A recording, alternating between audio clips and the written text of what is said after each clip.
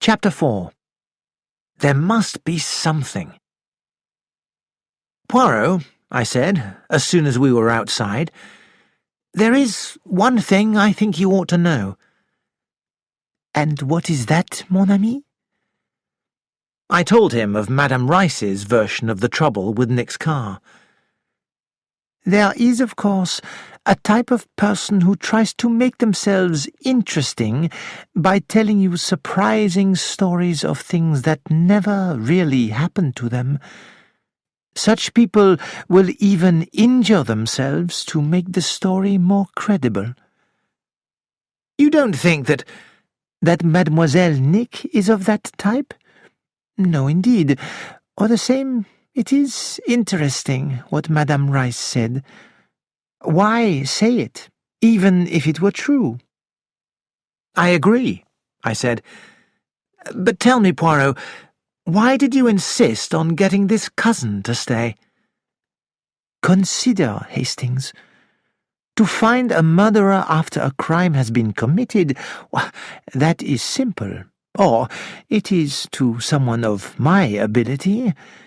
The murderer has, so to speak, signed his name by committing the crime. But here there is no crime, and we do not want a crime. To detect a crime before it has been committed, that is indeed difficult. What is our first aim? The safety of Mademoiselle. We cannot watch over her day and night, but we can make it more difficult for our killer. We can try and make Mademoiselle more aware of the danger she faces. We can put someone into the house to watch her who could not possibly have been involved in any of the attempts to kill her. It will take a very clever man to get round those two circumstances. He paused, and then said, in an entirely different tone of voice, "But what I am afraid of, Hastings, is that he is a very clever man." Poirot, I said, you're making me feel quite nervous. Me too. Listen, my friend, the St. Louis Weekly Herald was open at, where do you think? A little paragraph which said, "Among the guests staying at the Majestic Hotel are Mr. Hercule Poirot and Captain Hastings." Supposing that someone had read that paragraph. They know my name. Well, everyone knows my name. Miss Buckley didn't, I said with a smile. She is a young and silly girl. She does not count. A serious man, a criminal, would know my name. And he would be afraid. 3 times he has attempted to kill Mademoiselle, and now Hercule Poirot arrives in the town. Is that coincidence, he would ask himself, and he would fear that it might not be coincidence. What would he do then? Do nothing, I suggested. Yes, or else, if he were really brave, he would make his move quickly. I looked at my old friend. But what makes you think that somebody else read that paragraph and not Miss Buckley? When I mentioned my name, it meant nothing to her. And she told us she opened the paper to look at the tides, nothing else. Well, there was nothing about tides on that page. You think someone in the house... Someone in the house, or someone who has access to it. And that is easy. The window is always open. Have you any idea? Any suspicion? Poirot spread his arms. Nothing. No one seems to have any obvious reason for desiring the little Nick's death.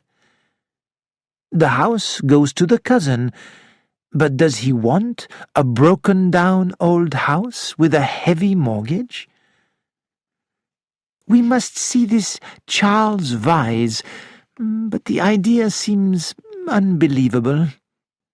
Then there is Madame Freddy, the best friend with her strange eyes. What does she have to do with all this? She tells you that her friend is a liar.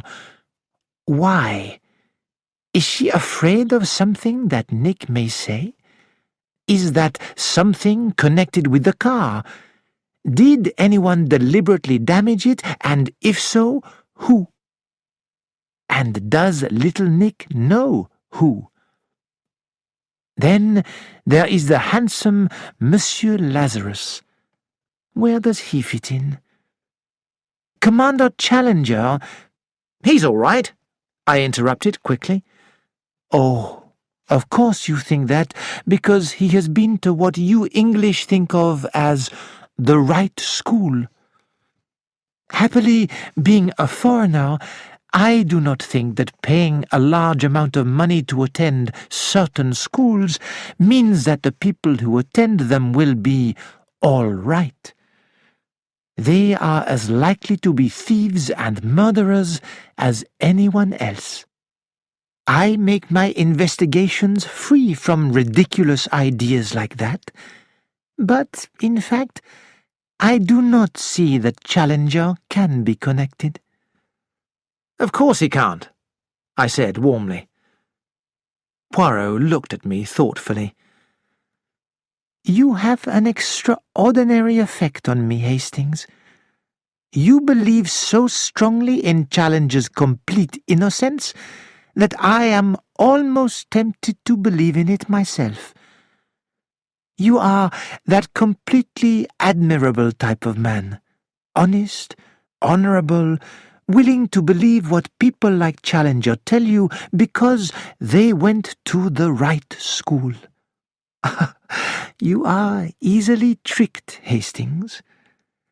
Ah, well, I will study this Commander Challenger. You have awakened my doubts. My dear Poirot, I cried angrily, a man who has travelled about the world like I have never learns, said Poirot sadly. But let us not disagree, my friend. See, there, ahead of us, it says Mott's Garage. Poirot asked why Miss Buckley's car had crashed.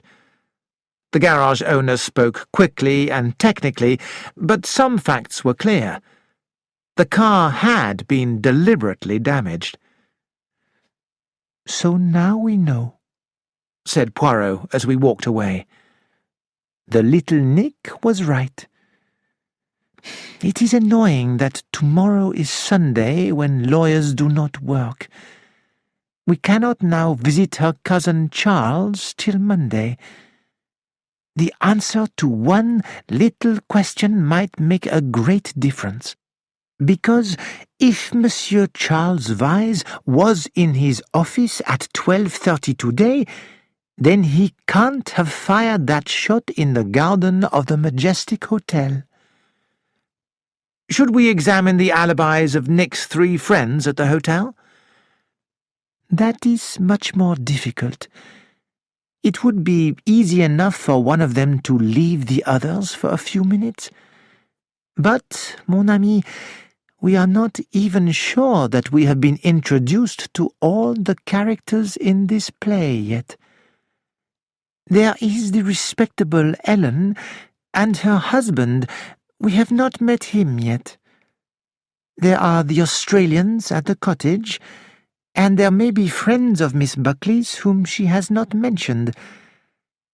I get the feeling, Hastings, that there is something behind this, something that is still a mystery. I believe Miss Buckley knows more than she told us.